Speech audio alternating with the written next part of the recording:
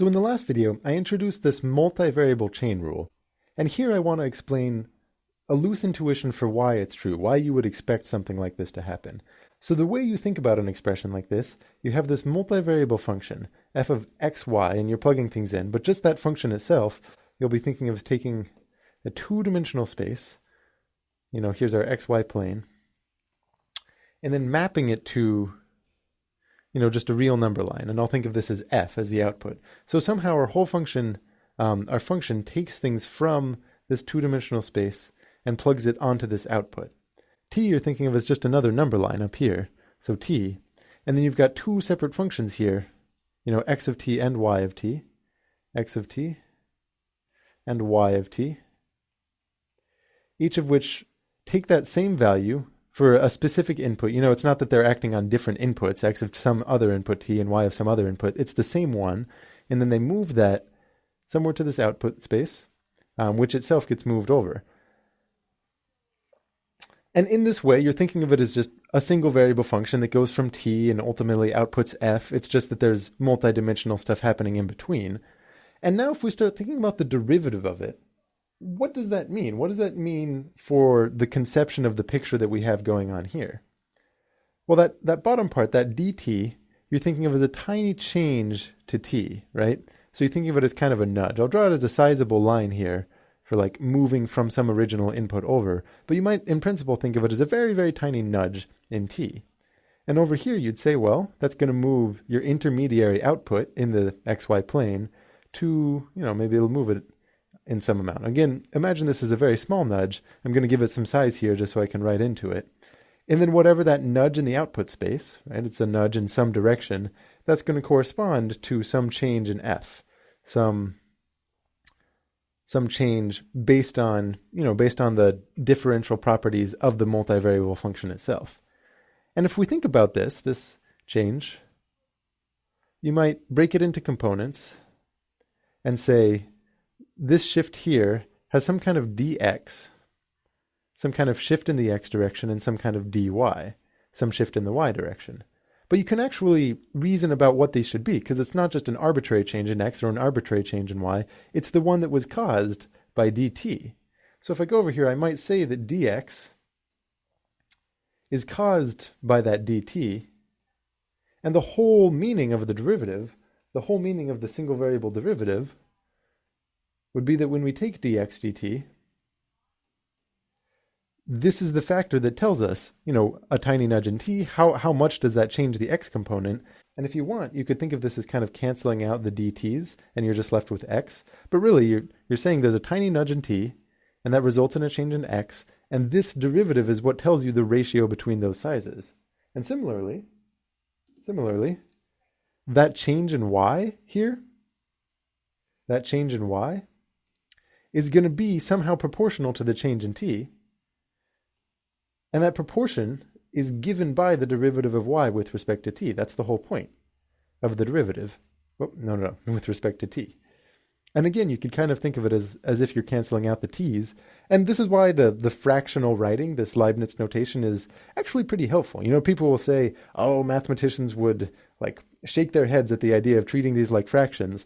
But not only is it a useful thing to do because it is a helpful mnemonic, it's reflective of what you're going to do when you make a very formal argument. And I think I'll do that in one of the following videos. I'll describe this in a much more formal way that's a little bit more airtight than the kind of hand-waving, nudging around.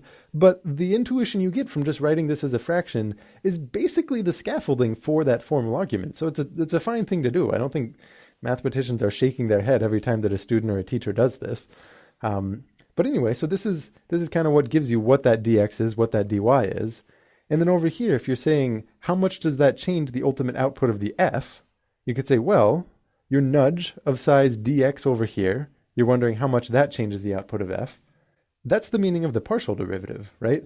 If we say we have the partial derivative with respect to x, what that means is that if you take a tiny nudge of size x, this is giving you the ratio between that and the ultimate, change to the output that you want. You could kind of think of it like this partial x is canceling out with that dx if you wanted, or you could just say, this is a tiny nudge in x, this is going to result in some change in f, I'm not sure what, but the meaning of the derivative is the ratio between those two.